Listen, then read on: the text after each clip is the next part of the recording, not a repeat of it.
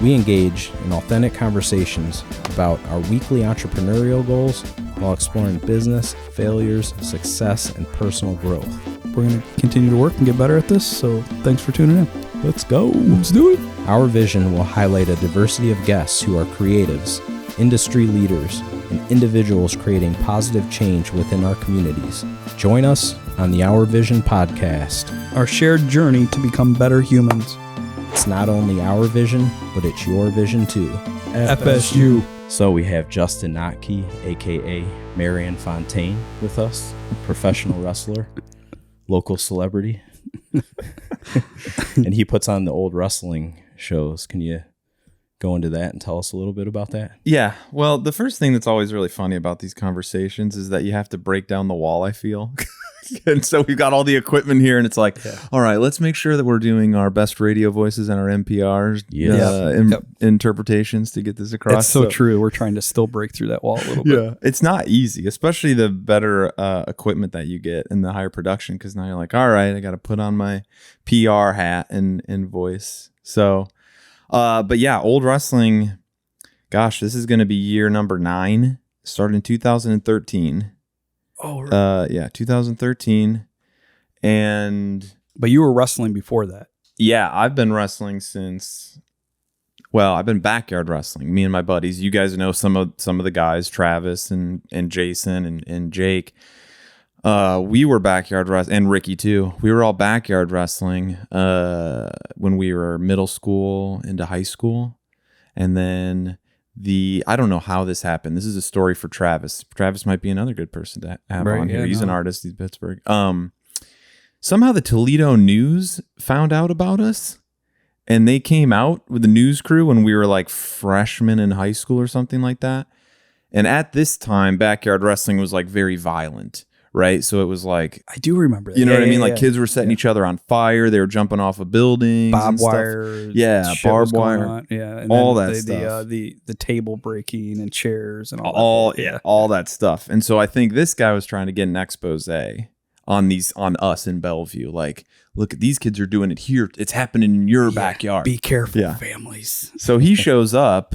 And what he comes to find is a bunch of kids that have a scripted show with different types of characters telling stories, and he didn't know what to do. He was like, this is what you guys do? Yeah. And he's like, you guys have parents here that watch? Oh, yeah, they watch sometimes. They enjoy it. So they're okay with this? Oh, yeah, they think it's great. Travis's mom videotapes it. And so, like, I think he didn't know what to do. And so they ended up having to spinning the story to be like, well, there are kids that are doing it responsibly. That are actually intelligent. That are actually like trying to make this a production. They aren't all high. Right. Yeah. Yeah. They're not all just listening to ICP and jumping off their father's roof. Yeah. So, that happened, and we did that for, quite a while until we were pretty much all the way through high school. And then I got into wrestling while I was going to Firelands with you guys. I was training to wrestle in Elyria. And so I've been doing it since 2002-ish, basically. So 20 years. Right. And so when I met you, and I'm like, we had Barry Lee was one of our... Shout out to Barry. He was teaching one of the classes. So we found out that you're doing wrestling. I'm like, what is this? Like, I had no clue. Right? Yeah, I would have never imagined you were a wrestler. Yeah. So then the next picture I see, it's Justin in a spanky, and I'm like, oh, this is I'm in. Let's do this, right? So Barry and I go to this show over in Lorain, Ohio, and at that time this was not your I was wrestling for another promotion, right? Yep. And this is a vastly different kind of setup. But anyways, the setup into that was, I want to go support you. You were becoming a friend at that point, and I'm like, I'm interested in this, whatever's going on. And then I get there, and I'm like, holy shit! Like it's like he's jumping off the top rope, and and things are happening. I'm like, wow, this is like a lot of the guys were really athletic, and I'm like, oh, this is no joke. Like this was something that you were really serious about, or at least enjoying, and had put a lot of time into the craft. And so then it goes into 2013, and you come up with a whole genre, right? Yeah, it's basically, so Olde Wrestling is like a professional wrestling. So for those, when you think of Stone Cold Steve Austin or Macho Man, it's, that type of professional wrestling, but we have everything set loosely in the 1920s. So you've got, old-timey gangsters, teetotaling politicians, strongmen, all different sorts of characters from that time period. Because they're a Babe Ruth. We had, my buddy Jason played Babe Ruth for a number of years. Because, like, even though it was 100 years ago, it's still such an iconic time period, from Prohibition to Flappers, the Roaring 20s. Yeah, it's just like affinity for that time period. And there has been show where people show up dressed in 20s dresses and that kind of garb too. So that's kind of interesting too. The people that are coming are also kind of fitting that genre at times. I've seen that over the years. But I would have never imagined that fans would take it to that level. Like, I know wrestling fans are very dedicated. I'm a wrestling fan myself. You know what I mean? You do crazy things for the things that you love, and no matter what it is. And so it just kind of slowly started to happen where people were coming dressed as people from the 20s. And then I think it caught on with more folks. And some folks would maybe come in like a newspaper boy cap and like a vest. They wouldn't go full garb, but they would like try. You know what I mean? They're like, let me put a few things on. You know what I mean? And then there are other people with flapper dresses. I've seen there's a guy. I mean, people also travel, but there was one guy who came in like a seersucker suit that he wore at his wedding. And he wore that to a couple old wrestling shows. So it's really cool to see that commitment, and it just helps into that overall experience, right? Like, well, it is fun too, like the environment. So it's not like real. The other thing I like about your shows is that it's family friendly too. Yeah. I find that you guys are like over the top and doing your theatrics too, a part of it, but also the language is kind of suppressed a little bit. We're not hearing a lot of cussing and those kind of things, and we can still have a good time as a community to come in. Like when it's over in Norwalk, and that's your next event. Am I right? Yep. Yeah, that's the next event, August 28th, Norwalk, Ohio, at the Huron County Fairgrounds. So that's where it's been every year. That's where I want to say that's the first independent wrestling show I ever saw. So like independent meaning that like it's not a huge conglomerate like WWE. You know, what I do is an independent show. There's no like big funding or backing or anything like that. But there are independent shows kind of all over the country, all over the place. You know, you could have them in Santa Fe. You could have them in, Omaha. You can have them in Traverse City. There's wrestling kind of everywhere. And there, it was at the fairgrounds, and it was in the grandstands because they had some old WWE guys. Greg the Hammer Valentine was there. The Iron Sheik was there. And I remember we had seats down by the ring, and there was a guy that was Batman. Because there's a lot of guys that will play other characters that are just like, he was probably Batman with 2 T's, right? To avoid any copyright. Yeah.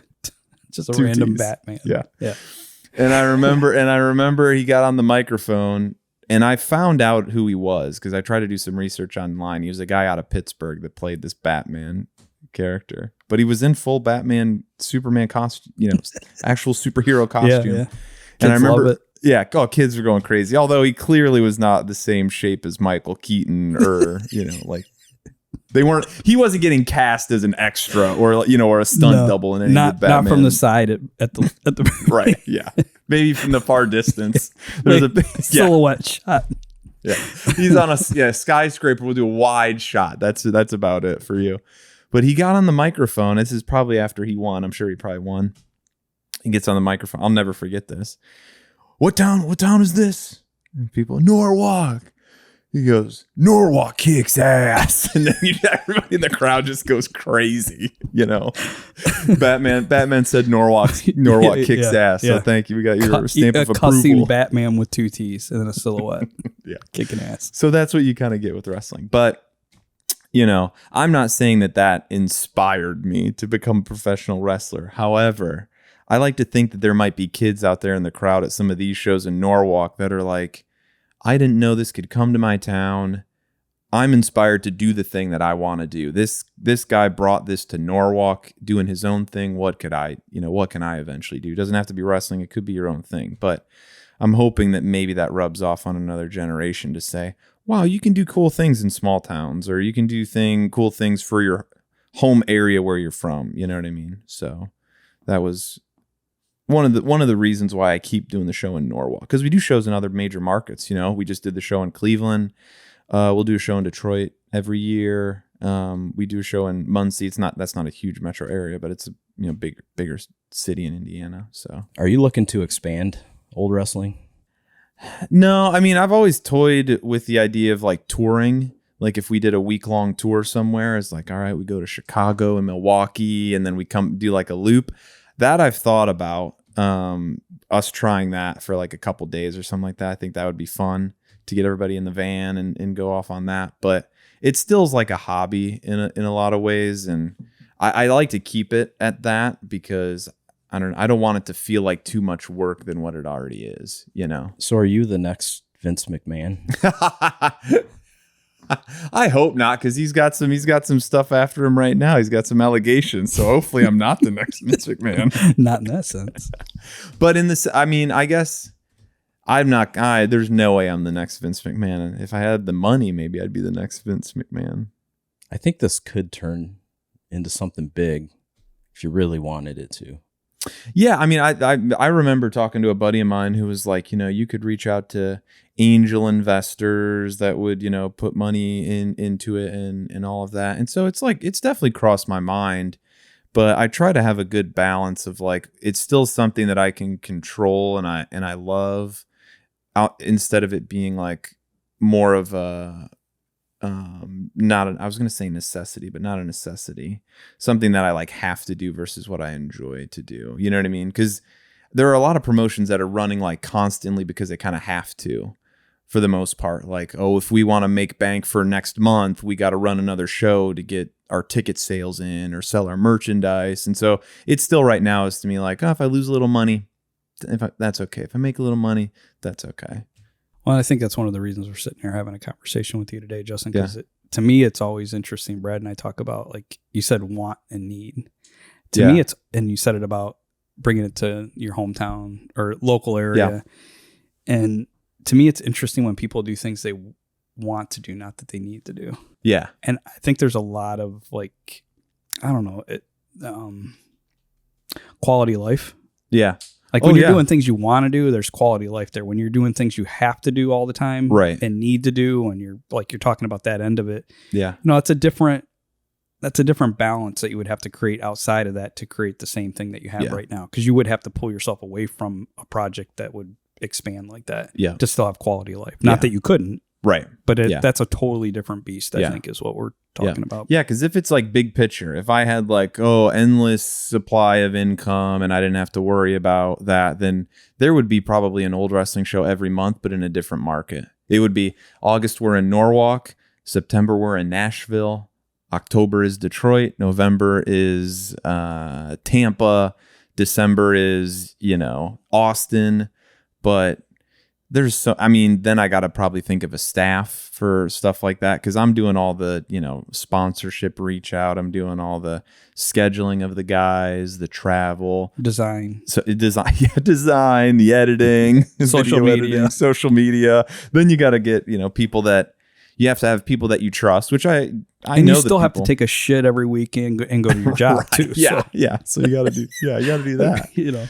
But I think, big picture, it would be like different markets. Because I don't want it to lose anything special around here. That's why I don't do a whole lot. There'll be at max two a year in Ohio. So people don't lose it and they want to come to the show, right? Like it only comes around once or twice a year. If you miss it, you gotta wait. You gotta wait a year. The thing too with your show, with the Olde Wrestling show, is anybody can enjoy these shows, even if you're not a wrestling fan. It's family friendly. It's everyone I've talked to that I've told about the show that's went to it, they've had a blast. Yeah, and that was another one of the kind of like goals, was to present it in a way that it's just it's like a day or evening of entertainment. It's like you could have gone to a stand-up comedy show, or you could have gone to see Olde Wrestling, or you could have seen a band play, just opening people's eyes to wrestling that might have a preconceived notion about what it is. A lot of times I tell people it's like it's Three Stooges with body slams. So like, it's a good point. Yeah. Or you could have gone and seen a play. It's very similar to that. So I've heard that, which is like, that's probably one of the best compliments I could get for people that aren't wrestling fans but find it entertaining, or at least like, gosh, I don't know if I'll go to this again in 5 months, but like I had a blast tonight. I got a buddy who might go to this, or I have a cousin that lives around that thinks this would be cool. No, I agree. Yeah. It's entertainment. And it's something different out of the norm. Like, you know, you can go to a comedy club, but this comes around every twice, you know, and there's nothing like it within 1,000 miles, like that story, that kind of theatrics, or that, you know, that background with the 1920s theme. Yeah. So, yeah. But the other thing I noticed about you as we were becoming friends was that you had a design ability too. You enjoy creating. Joe, you always take my question. Here, let's spar. But go ahead. No, let's. No, it's perfect. But I think what we should do is, you should ask the question, and then I'll ask it, and we'll see which one he likes better. Actually, you know what? I'm going to take both Joe's ask first. a question, so we can start doing that. Let me first start with Joe here. Go ahead. Oh shit, brother. So, yeah, but you probably noticed the same thing, like you were just saying. That, as we became friends, I started really admiring your ability. Because see, I didn't come from a digital background. And our age difference allowed for different abilities, I think, coming into the program that we were in at Firelands. But I noticed you were capable of using the programs way better than I was. I had never even seen these when we started off. Sure. So your design abilities, you were able to bring that into the digital world and merge those. And I really admired some of the design work that you've done over the years. Oh, thanks, Joe. With the T-shirts and the posters and everything that you do. So that seems to be a passion of yours, along with this too, and so you do things privately for yourself, and then you also work for a company doing some of those things. So you could tell me a little.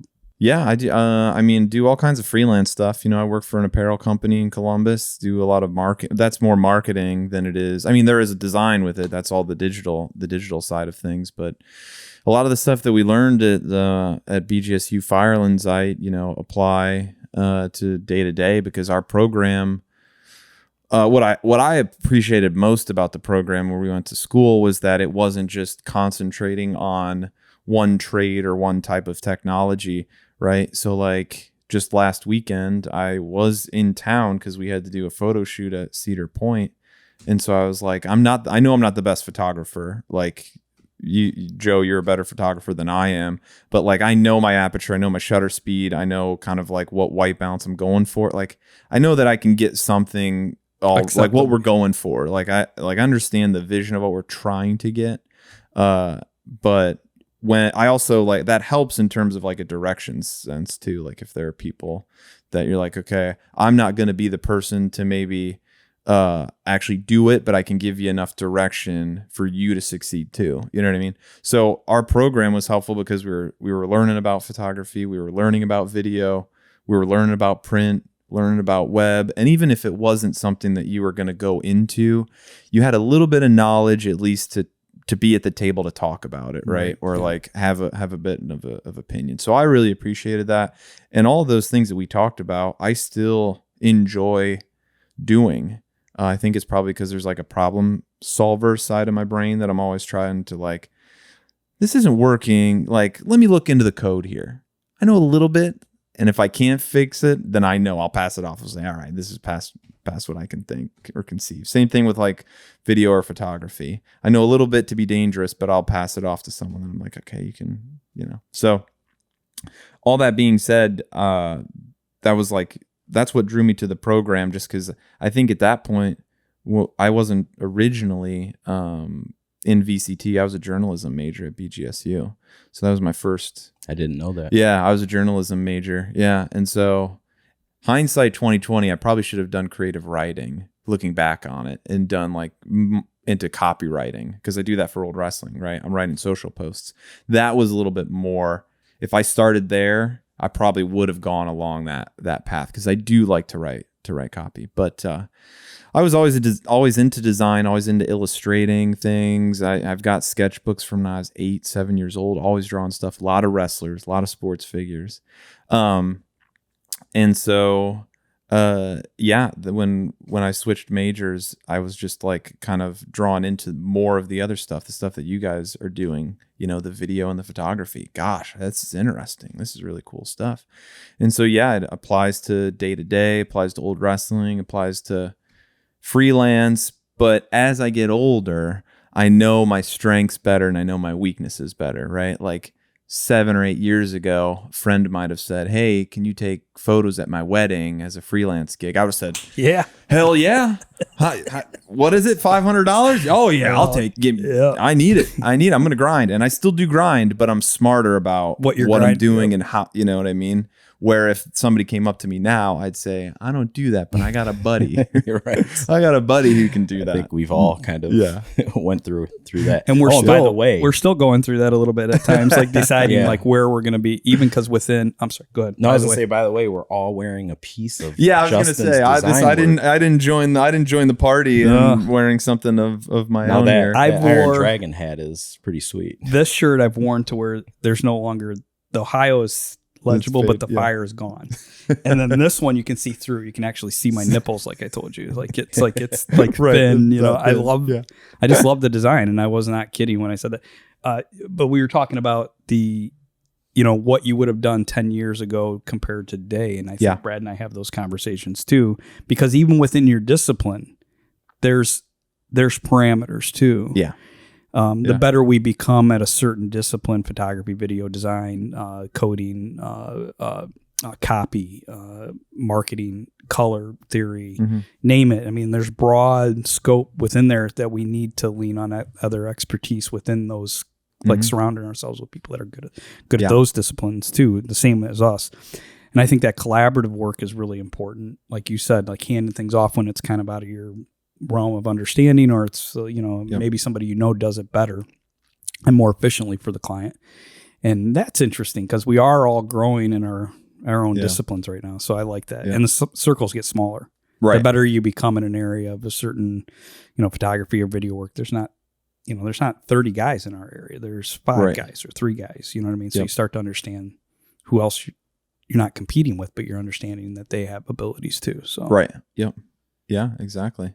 Do you want to talk about the Firelands Clothing Company? Sure. That's what it's called, right? Yeah, Firelands Clothing Company. I mean, we just were talking about grinding. We're here in Sandusky, Ohio, on the North Coast, the greatest coast in these United States, in my opinion. America. Of America.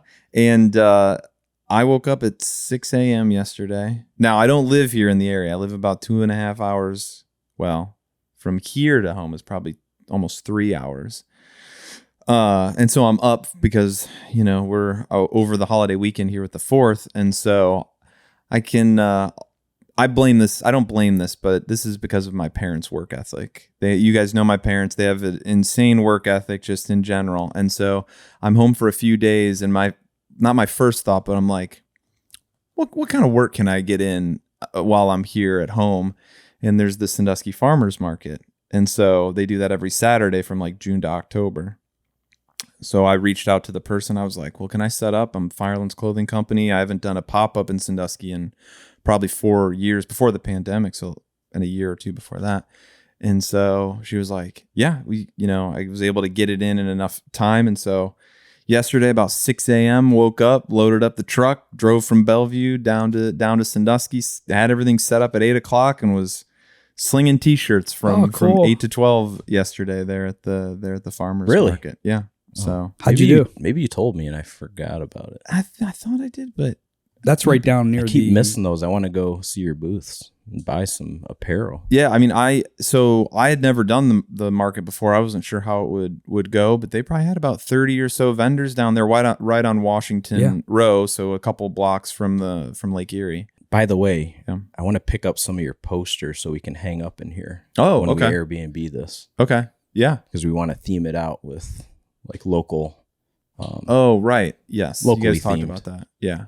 So, I started that Firelands Clothing Company just because there's a lot of Ohio pride in terms of like apparel, because I work for a company called Homage, and they do a lot of sports and other a lot of regional things, but also national audiences too. But in Ohio especially, it felt like there's a lot of pride for like Cleveland, where you're from in Cleveland, or Cleveland sports teams, or attractions in Cleveland. You get the same thing in Columbus, even probably a little bit, Cincinnati too, a little bit of Toledo. But I felt I know it's not a big market, right? But I knew that there were people that had pride for the Firelands. Yeah. And what you don't get is like, we got a cool name for the area that we grew up in, right? And so that shirt that Brad's wearing, that was the first design that I did in, I think, 2012-ish, somewhere around there is when it was. No wonder it's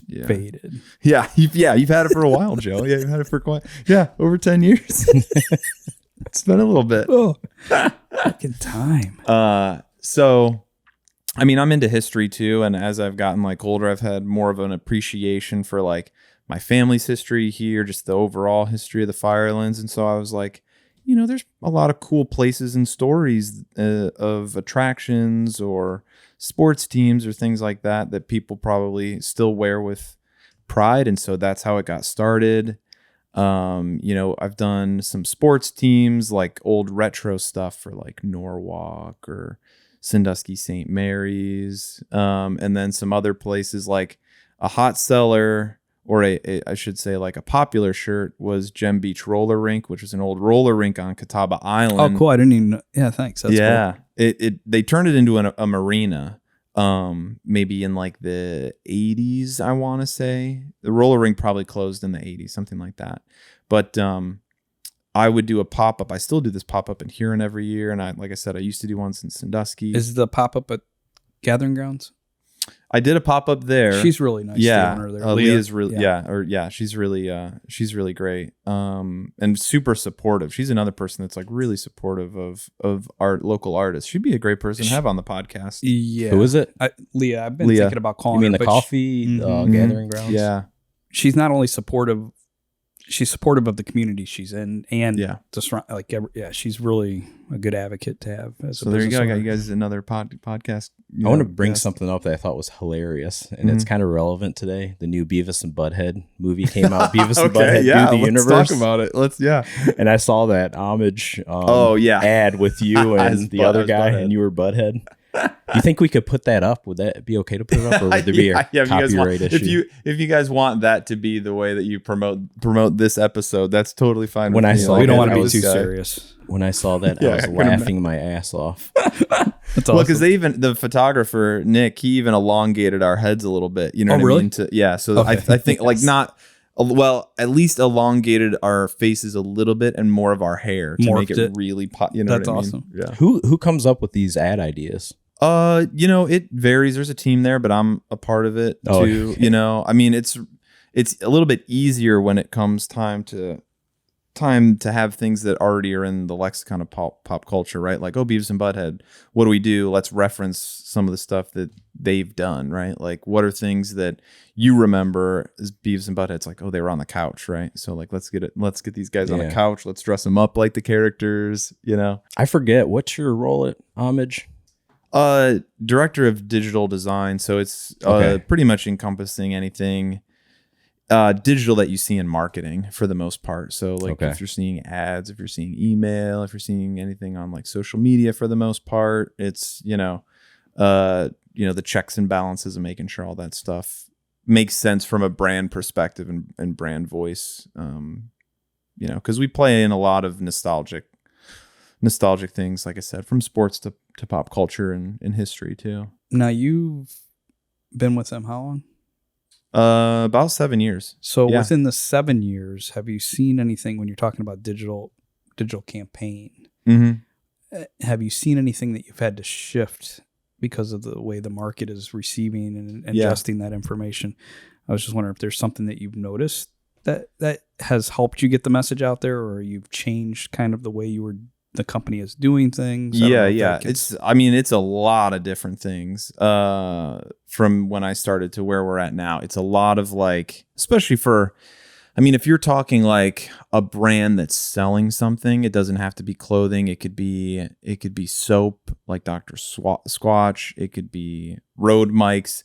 A lot of it is like having influencers and affiliates, right? Having people that are going to talk about your product, at least in a way that seems like it's authentic, which it could be, right? And it's like, it's getting reviews from customers. It's making sure that what you're promoting to prospects is like something that is very like true to what your product is, right? Like, we've got, this many 5-star reviews on this product. These are the qualities that our customers are seeing. And then you're now, sending that back out to more prospects. Like, hey, this is what people think of our product. It's got this, and this. It's, it's great quality. It's soft. It's designs that are very unique. And so that gives you a lot of it gives you a lot of the loyalty from those customers. That's a good base for potential prospects, right? Because they're hearing it from people, or they're seeing it through video or written word. So it's a lot of that in terms of getting new customers. In terms of retention, it's a little bit different, but you'll see it now, like in your product feeds. Anybody out there, like if you're looking on Facebook, you're probably going to see a video of somebody holding up the phone talking about a product, right? Like it's a very first person type of experience where they're like, I'm talking to you about this item in my hand. This is how much I like it. You're bringing up some really valuable points. And I think as, business owners, we need to shift to understand that we need people. This is a full-time job. Yeah. Oh yeah. We need people, that engagement, that back and forth, which we've needed for years. But I think we're, these trends like you're talking about, that as a more engaged buying kind of habitat. Yeah. But we need people to create those contents and that conversation back and forth and keep that going. And I don't know. I think there are many companies that are doing great with that. Yeah. I think there are local companies that don't quite understand the value of that yet, that it's not just somebody running your cash register. Maybe you have another person behind the scenes doing that. Right. And it's just as valuable. So I think those are great tips for business owners. I think what you're talking about is creating some of that, those influencers and those influencers, those affiliates. I mean, and that only goes, I guess like so far, because you still want to retain customers, right? So like, what are those things that you want to do to retain them? Whether it's like loyalty programs to show like, hey, we're giving you this for being a returning customer, or you're getting access to things before other people. Those are just some of the kind of like tactics that we'll use in terms of, retention. And that goes back to, would be to archive the client. Yeah. Making sure that, they've ordered 3 times this year and they fall on this list, or Yeah, exactly. Just to explain a little more fully of how you might do that if you were a smaller business. So. Right. You're saying like, oh, these are my VIP customers because they bought 5 coffees in the last month or something like that. You're now at this tier. We recognize that. We're going to, give you this reward, or we're, a good example of like a rewards program that is tried and true and people still use those like punch cards, right? Hey, after 10 you get your free Subway sub or something, you know what I mean? But that's what gets right. Digitally do that. Digitally doing it now, right? All these Speedway has Speedy Rewards. All these companies have rewards, and so that's just one aspect. But in terms of like when you think of visual, a lot of it's like motion and movement, right? When you're seeing paid ads, a lot of it is video or GIFs, animation or sound. It's combining a lot of that stuff. Not to say that static is lost in any way, but like it's a lot of video, a lot of motion to really catch that eye, because this is what we're doing all day, right? Like you're just scrolling. So if you don't have them within 3 seconds, it's gone in the ether most likely to them. You know what I mean? It really is. So that's what I would tell people, That's why you do a Beavis and Butthead photo within a long head. Right, exactly. If it's gotta be a still image, you gotta make it count. I wasted 10 minutes of my life laughing at it. You gotta warp. You probably spent more, because then you showed me and then I laughed at it. You guys pulled it up on the screen like, hey, let's both look at this. Research and development. Marion Fontaine. Yeah.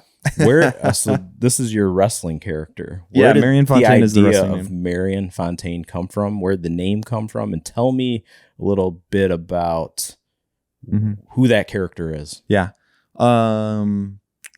Okay. Marion was my great grandmother's name on my mom's side, and I thought it would be funny to be as the character when the character started. I mean, I'm a skinny guy. I've always been pretty lean. I was skinnier when I started. We all put on a few. But when I was like 19, I was rail thin. I was running a lot more. And so when I came up with the idea of Marion Fontaine, I was like being a bad guy, because I love to just irk people in the crowd. It's easier to be a bad guy than a good guy. It's easier to get people to hate you than to like you. That's just day to day. It's a lot easier. That's life. Yeah, that's life. It's so much easier to get people to hate you than love you. That's work. Love takes work. But when I started, I was like, I want to be a bad guy, and I want to be like, I know I'm young, I know I'm like cocky, so I'm going to come out as Marion Fontaine, and I'm going to act like I'm big and tough. So the announcer would say, all right, this gentleman was the arm double and Over the Top. The movie was Sylvester Stallone, and then he was like, he beat up Chuck Norris 3 different times, and they would these accolades. They'd say those first. Marion Fontaine, then I come through, and I think we build up the weight, listed at 225, and then I would come through the curtain, and people would just be like, "This guy, no," because they'd hear this and they'd be like, they don't know, they're like, "Wow, this is about to get real. Is this true? This guy's going to look huge." Then they hear the name and they're like, "Well, I guess he's got to be that tough." It's like a boy named Sue. He's got to be that tough because his mom named him Marion. Yeah. Then here comes me, and just instant booze. You know what I mean? Instant or groans or just, what a letdown. What a letdown. Why is this guy still walking the earth? Gosh. He should just lay down and quit. So just get him out of it. Have him turn right around. I don't want to see him. But that's what I tried to do. I wanted to set that right away. I wanted to make sure the moment that I hit the curtain, there was already like an idea in their head. And so I was able to get a reaction as soon as possible, because sometimes it's not so easy as you're walking down the ramp. You might have to do a little work to get some kind of reaction or something from the crowd. I was able to try and do it right off the bat, right when I went through that curtain. And so Fontaine just came from Steve Prefontaine, one of the most famous long distance runners in America. In the early 70s, from Oregon, Coos Bay, Oregon. So Steve Prefontaine, he was like an idol, I would say, so to speak, to me when I was in high school, because he was like he's the face besides Bill Bowerman, because Bill Bowerman's one of the people that started Nike, basically, and a coach at Oregon. Like they were the faces of distance running in Nike. And that was the switch in shoe, the way they started. Yeah. Yep. Because I was watching something a while back where they were talking about the development of the shoe and how that they switched that whole market. Yeah. With this thought process. Yep. And he was one of the people that was driving that. If I'm not mistaken. So. There's two movies on Steve Prefontaine. Prefontaine and Without Limits. I'm more of a Prefontaine guy. I think most people usually are. Without Limits is all right. But there's a scene where Bill Bowerman is putting rubber into old waffle iron, putting it down, and then taking it out, cutting it, sewing it onto the bottom, the sole of the shoe. And so that's how they got that waffle design from those early Nike shoes. Those early running Nike shoes was a very similar pattern, because he just was putting them in waffle irons, and you can hear his wife off camera be like, "Bill's not another waffle iron," because he's just ruining them in his garage. Them, yeah. So that's where the name came from. I mean, the characters evolved over time. I started to do an old timey bare knuckle character before Olde Wrestling, and I credit my buddy Eric, who was watching a Heineken commercial, because I'd been doing Marion Fontaine, a very brash kind of like cocky character, for a while, calling myself the megastar, it was a lot of fun. I enjoyed my time, but I was like, a lot of wrestlers will evolve. They'll like kind of change it up so things don't get stale, And so my buddy Eric sent me this Heineken commercial, and it was a guy with a handlebar mustache, and I had a mustache for a long time at that point still. And it was like a guy that wasn't fitting in with a handlebar mustache. He was like out at a club, and people were just like, "This guy doesn't seem right here." He was at another thing. And so then you see him just kind of walking along, just, sullying, just kind of like, kicking rocks. And he walks by this warehouse, and he sees like a light, and they're doing bare knuckle boxing inside the warehouse. So he then gets in the ring, and he like knocks a bigger guy out, and it's like, it's Heineken for those trying to fit in, whatever. And so he sent me that, and I was like, oh, that's really cool. I can do John L. Sullivan, this old timey boxer Great guy. character, yes. And so I did that for a number of years, and I do that at Olde Wrestling. One of the things you said the other day, Brad, is like how nice all the wrestlers were. And we've noticed that over the years. And it's so funny because you think of this character that he's talking about, and it is the complete opposite of Justin. It's like you're a humble person. You give credit with people, you know, like you don't, you know, you don't try to be something you're not. And you think of all these guys, and go ahead. And when you meet them, it's like totally not what you expect when you're behind the scenes a little bit with the guys. You know what I mean? Like, it's like bodybuilders and wrestlers. You think they would be the most aggressive people in the world, and you meet them, and they're like the sweetest individuals. Yeah, and that's how everyone is in Olde Wrestling. Everyone I've met, super friendly. They make an effort to come up to you, say hi, shake your hand. So yeah, I mean, in terms of the backstage stuff, it's definitely a business built on like a respect thing, and like those guys are gonna respectful of the crew, right? Because they know that you're gonna make them look better for other fans, right? Like on a visual medium, like your crew is like everybody is. Absolutely, you can see that you've got a bunch of great people around you to put the show on, and they are respectful, and they are. Yeah. So I love that about what you produce. And I know we shifted. I don't know. We went all different ways. We went back to wrestling. That happens. That happens. I wanted you asked the question about and that made me think of what we were talking about after the last show of like how nice everybody is. Yeah. And like, it feels welcoming to come into the room. It's not like I didn't know any of the guys, you know me, and I'll just start messing with people and having a good time, and they don't know what the hell's going on at first. Hey, Justin, can you weed out the assholes? Yeah. You know, but by the end they figure it out and they understand that it's just, you know, getting to know them and that kind of thing. But yeah, I mean, a lot of wrestling shows that you're on, the conditions aren't necessarily the greatest either, right? So like the Beachland set us up. Beachland Ballroom, shout out to Beachland, maybe sponsored the podcast of the future. David. Oh, Dave is so cool.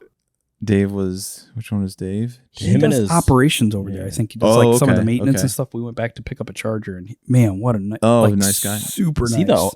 Is he the owner? I think he did. Because there's a couple owners. He wouldn't say that. He was very humble. So maybe, I don't know. Yeah, I think there is like a group. I think there might be a group because there's one lady that I met her, and I know that she, I think maybe purchased the building back in like the 90s or something like that. But yeah, I mean, in terms of the you know, we try to make it a nice setting, but the Beachline really set us up. But we try to like, you know, make sure guys have like food and snacks, and you'd be surprised that like you might show up to a show and there might not be water for the guys back there, right? So like the guys that are grinding it and doing multiple shows a weekend, they're just probably in situations that they're like, I got to do this show to keep my name value up, but like, gosh, you know, there's no bathrooms in the, you know, here, or we're doing it outside and there's not a tent. I got to be in the sun all day. So I think they know after doing a couple shows with me that I'm trying to look out for everybody as best I can. And it's, you know, not as much of a pressure situation either. Right. I tell the guys like, hey, just have fun. You know, if something doesn't go the way that you had hoped, don't worry about it. You know, it's not, because there is a lot of pressure on guys in other promotions that are more popular or have a bigger following than me. Guys are under a lot of pressure because like it still is like. Well, that goes back to your character. Yeah, that's what I'm talking about. So how do we develop not only in all of our whatever project we're working on, and I think that's one of the reasons we've all remained friends, is that we're really just trying to have fun, do a good job. Still, you know what I mean. We still feel like we want to do a good job and provide a good product, but the best idea floats to the top, kind of thing, and just not being so judgmental. Like things happen, you know what I mean, and don't let it, don't let it bother you. But that's one of the qualities that I admire in you. Also, thank you, Joe. You let people, you're trying to just do the right thing, and it'll work out. Yeah. I think that's where we've all kind of connected and kept up as friends for so long, because we just are like, we're all learning these things together. We've all got a similar kind of like temperament about us, you know what I mean? And we're just continuing to like want to learn, want to network, want to do what we can, and just like have fun, have fun doing it. Because if you're not, then what was the point to begin? What's the point to begin with? Just silly talk. We brought up, just silly. Yeah. Just stop being so silly. Yeah, that's what I'm going to tell people that are really anal. Just that's silly talk. Being so silly. Silly talk. You boys are so silly. You boys are so silly. Still so silly. We brought up in a previous episode, when we came back from Nashville, we stopped to Yellow Springs to visit you. That's where you moved to. That's a cool little town. Oh, Yeah, I feels mean, like home. Yeah, Yeah. it's definitely a rarity. I feel like it's one of those kind of college towns that you've got a good, diverse kind of group of people, and people care about the town. You know what I mean? They want to be active in different aspects.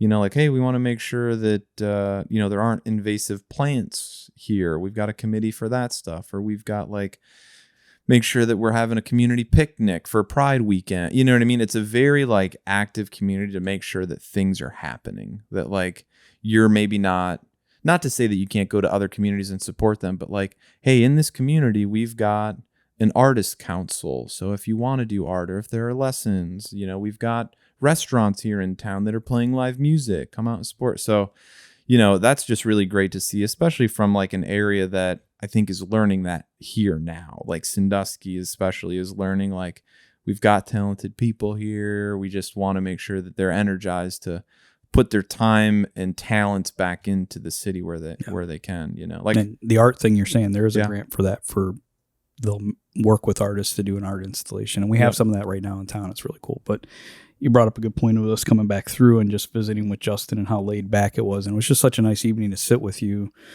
as we were coming back through Nashville. And Sarah Lee with Waypoint Vets and doing her thing. And so we were able to come back and see your new place that you're working on. And but that's the community that you're in was in the 1800s was some of that might be because of the layover, and that's the thought process, because it wasn't going to be a commune, I believe. Yeah. And that kind of fizzled out. But I think some of those old ideas of that base somehow stayed there. I don't know if that's true, but when you read about it, that's what some think. So I don't know.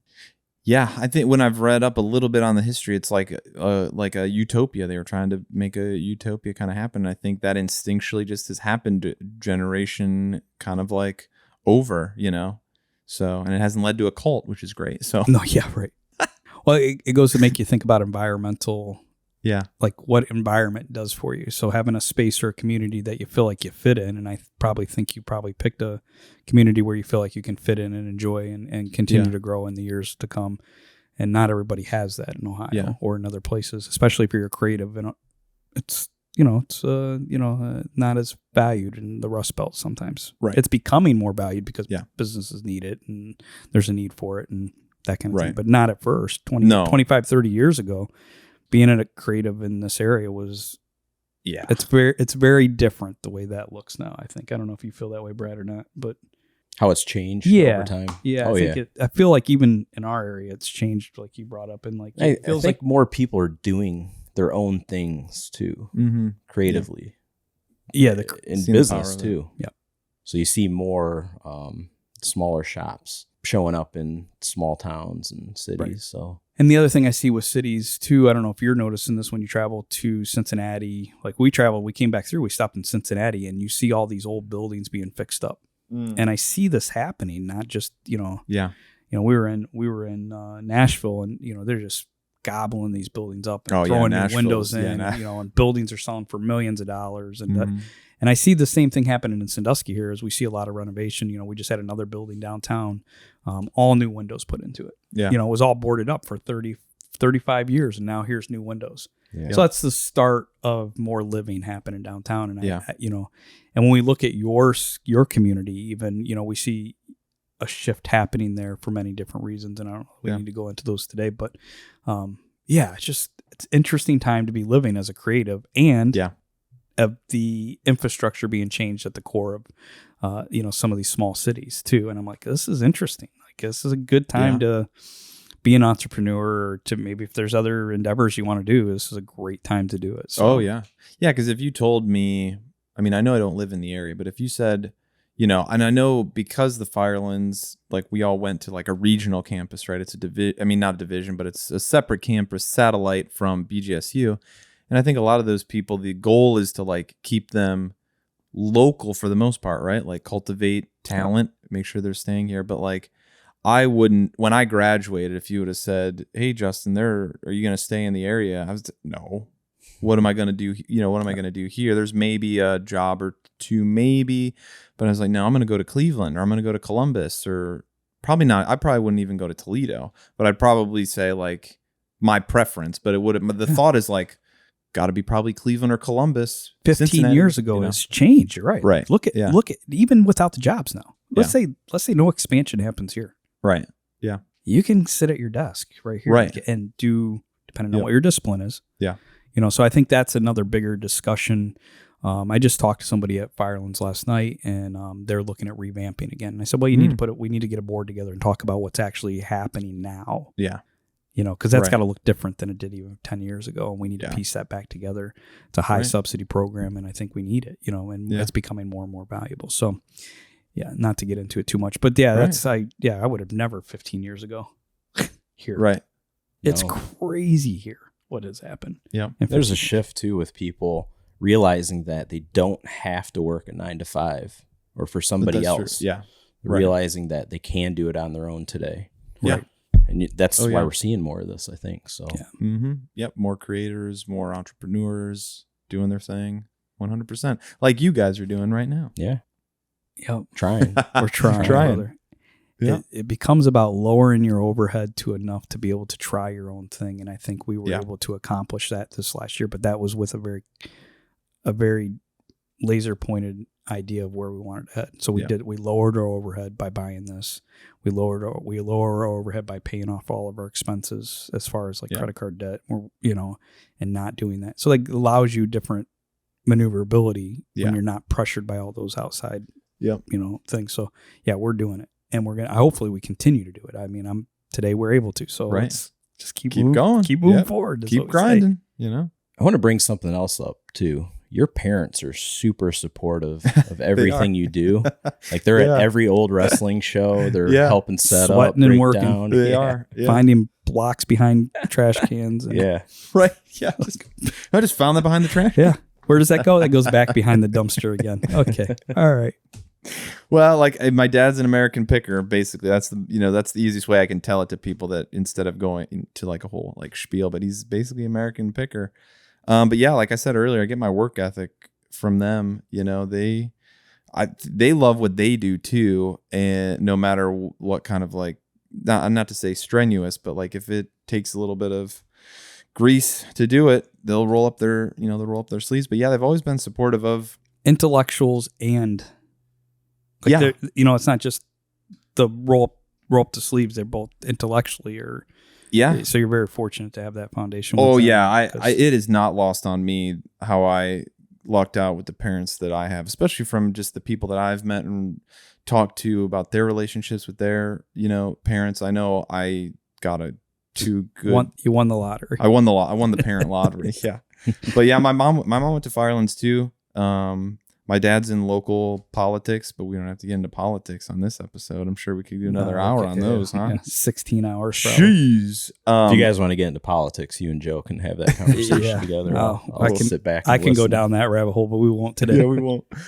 But yeah, like you said, they're both, intellectual, folks, but salt of the earth at the same time. So I got that work ethic early on from them. My sister too. She's, you guys, Joe especially knows Rebecca. Like they both instilled that in us. You can see it in both of you. Yeah. I wanted to ask him if there's anything that we can do to help you promote. Yeah. And I know we have the Norwalk thing coming up. Yep. We have the Firelands. Yeah. Yeah. Oldewrestling.com. Old with an E. That's what I tell people. Old with an E. So yeah, August 28th. And it'll be the 9th show, elevator pitch, 1920s wrestling. Like I said, imagine the Three Stooges with body slams and some flapper dresses in there. Like Brad was saying, it's Norwalk, not just for wrestling. Norwalk at the fairgrounds. Yep, Norwalk at the Huron County Fairgrounds. Doors open at 2:30. That's when the Dixieland Band, we didn't even get into that, but Ragtime Rick, who is like a well-known, he's like an icon in Toledo. I've talked to people from Toledo. He like owned a restaurant for like decades and would perform, and they still perform weekly. That band performs weekly at like, there was a brewery they performed at. So like they play, which is kind of unheard of in wrestling. They have what a a live great Dixieland band. So they love it. They'll be there playing at 2:30. Gaucho and Gringa, they'll have their food there. So Shannon excellent. Shannon. Oh, we're gonna have excellent. them on. Yep.